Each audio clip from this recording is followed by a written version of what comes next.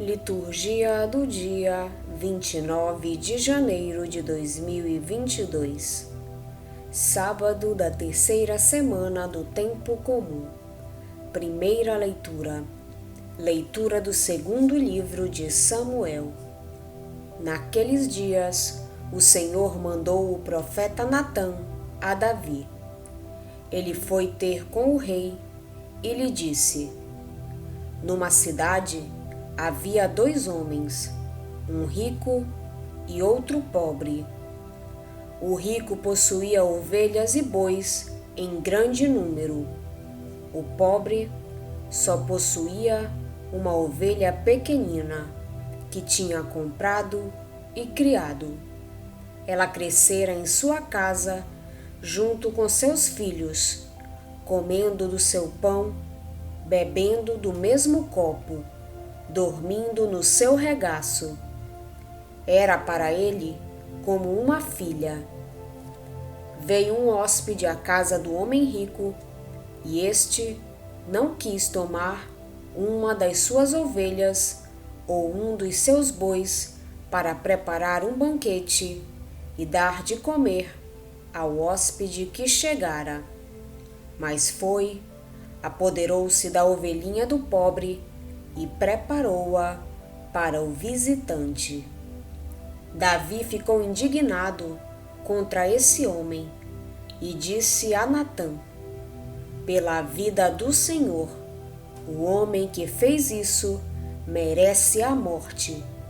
Pagará 4 vezes o valor da ovelha, por ter feito o que fez e não ter tido compaixão.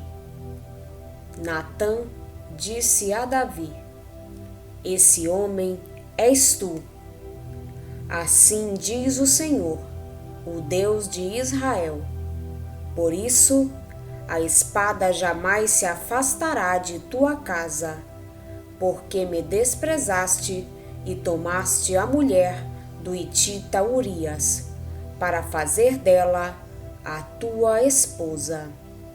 Assim diz o Senhor: Da tua própria casa farei surgir o mal contra ti, e tomarei as tuas mulheres sob os teus olhos, e as darei a um outro, e ele se aproximará das tuas mulheres à luz deste sol.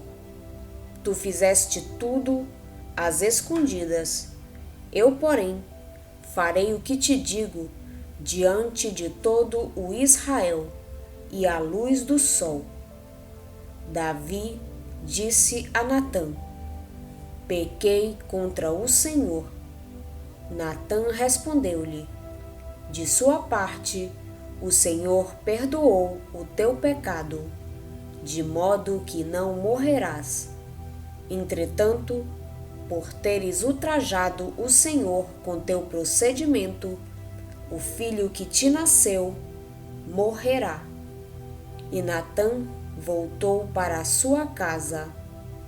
O Senhor feriu o filho que a mulher de Urias tinha dado a Davi, e ele adoeceu gravemente. Davi implorou a Deus pelo menino e fez um grande jejum. E voltando para casa, passou a noite deitado no chão. Os anciãos do palácio insistiam com ele para que se levantasse do chão, mas ele não o quis. Davi implorou a Deus pelo menino e fez um grande jejum. E voltando para casa, passou a noite deitado no chão.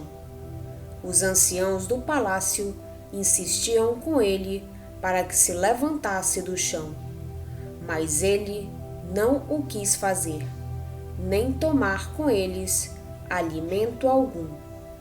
Palavra do Senhor. Graças a Deus. Salmo responsorial é o de número 50.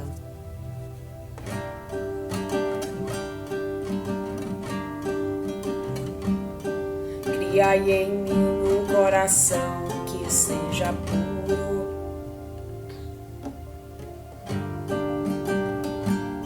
Criai em mim um coração que que seja puro.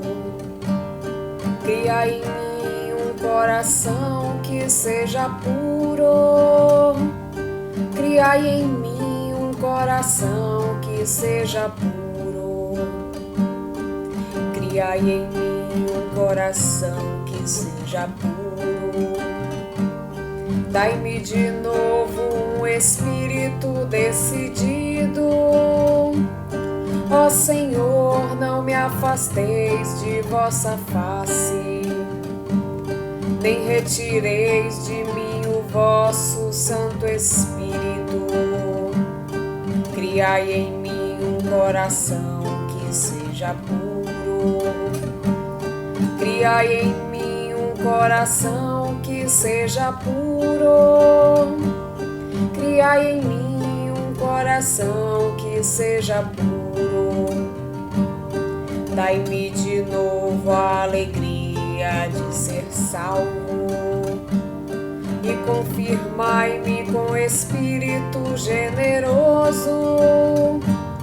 Ensinarei vosso caminho aos pecadores, e para vós se voltarão os transviados. Criai em mim um coração que seja puro. Criai em mim um coração que seja puro. Criai em mim um coração que seja puro. Da morte como pena libertai-me, e minha língua exaltará a vossa justiça. Abri meus lábios, ó Senhor, para cantar, e minha boca anunciará vosso louvor. Criai em mim um coração que seja puro. Criai em mim um coração que seja puro. Criai em mim um coração que seja puro.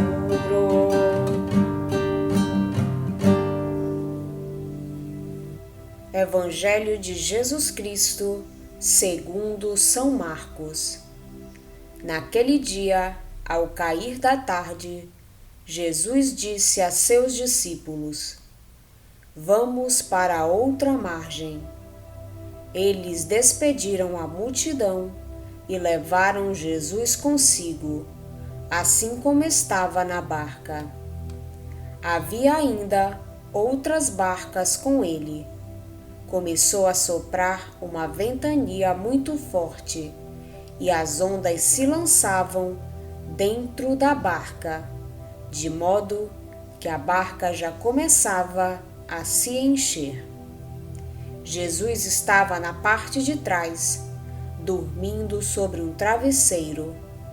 Os discípulos o acordaram e disseram: Mestre, estamos perecendo, e tu não te importas? Ele se levantou e ordenou ao vento e ao mar: Silêncio, cala-te. O vento cessou e houve uma grande calmaria. Então Jesus perguntou aos discípulos: Por que sois tão medrosos? Ainda não tendes fé? Eles sentiram um grande medo e diziam uns aos outros: Quem é este, a quem até o vento e o mar obedecem? Palavra da salvação. Glória a vós, Senhor. Morto Urias, Davi tomou para si Betsabeia. Tudo parecia correr bem para Davi, mas Deus está atento e vê tudo, não só os planos mais secretos do homem, mas também o que se passa no seu coração. Natã, enviado por Deus ao rei, denuncia-lhe os crimes, recorrendo à célebre parábola do homem rico, que toma para si a única ovelha do seu vizinho pobre. Davi, rei justo, não hesita em pronunciar, indignado, a sentença condenatória.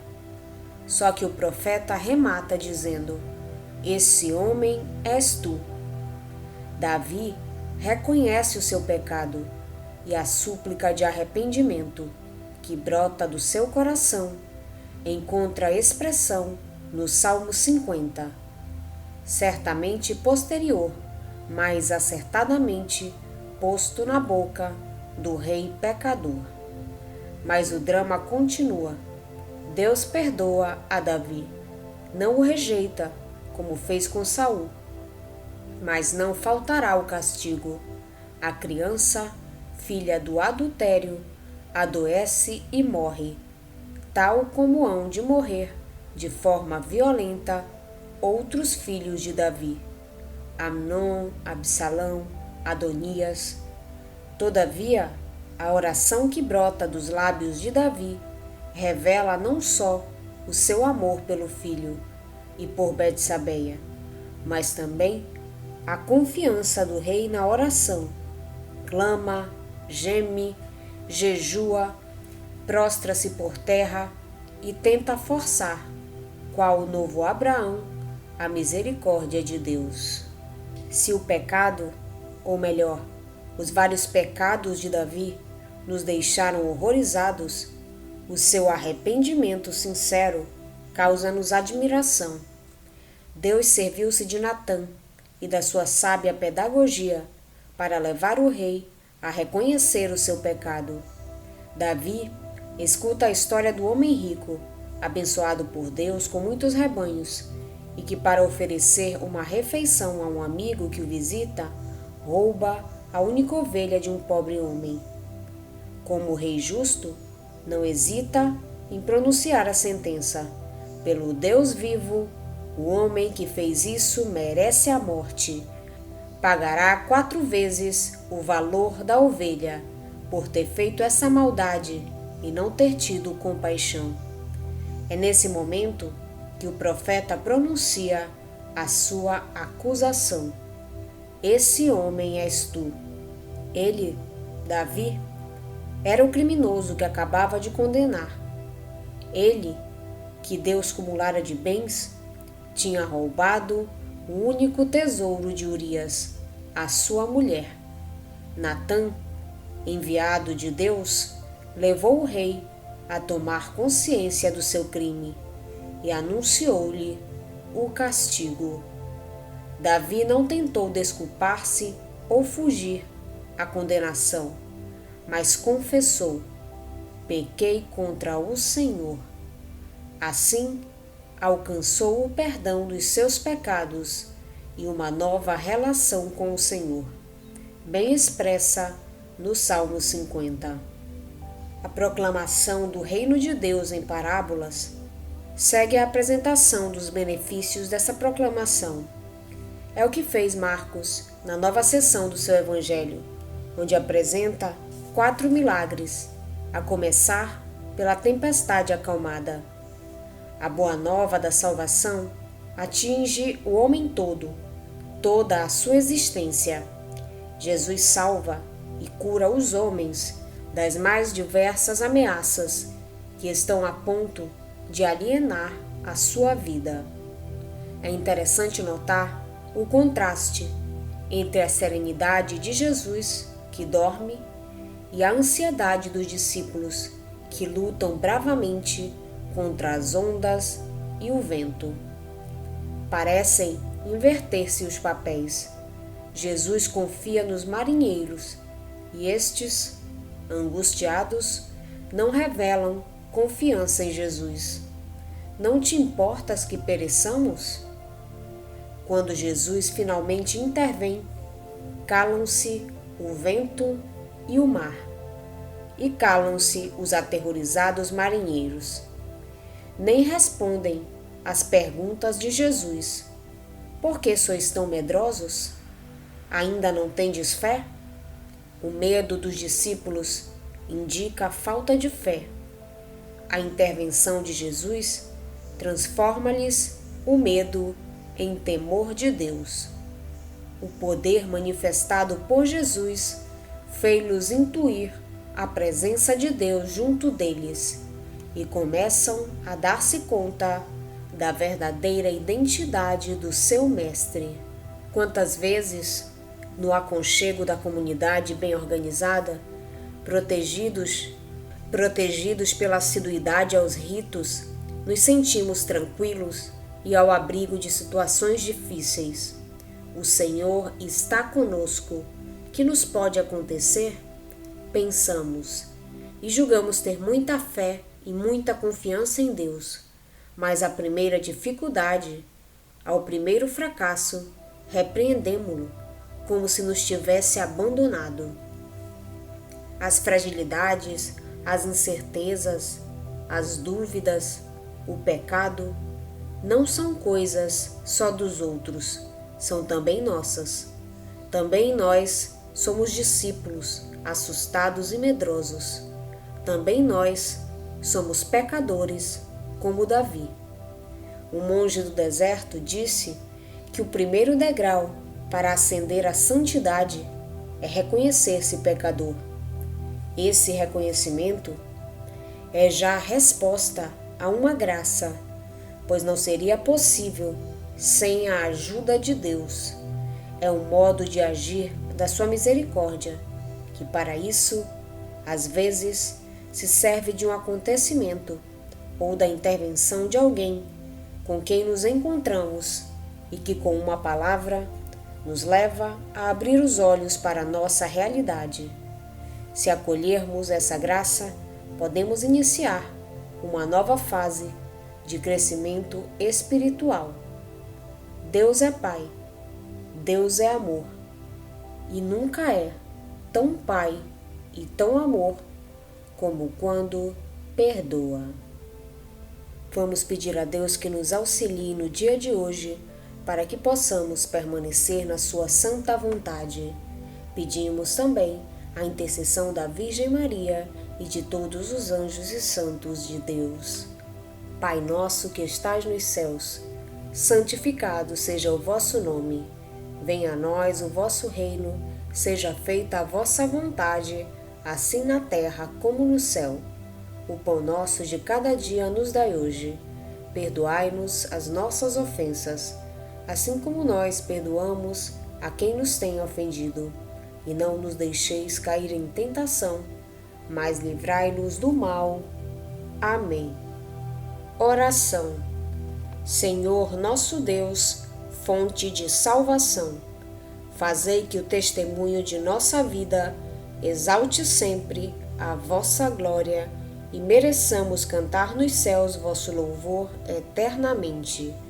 Por nosso Senhor Jesus Cristo, vosso Filho, na unidade do Espírito Santo. Amém. Estivemos reunidos em nome do Pai, do Filho e do Espírito Santo. Amém. Tenham todos um abençoado dia. Fiquem na santa paz de Jesus.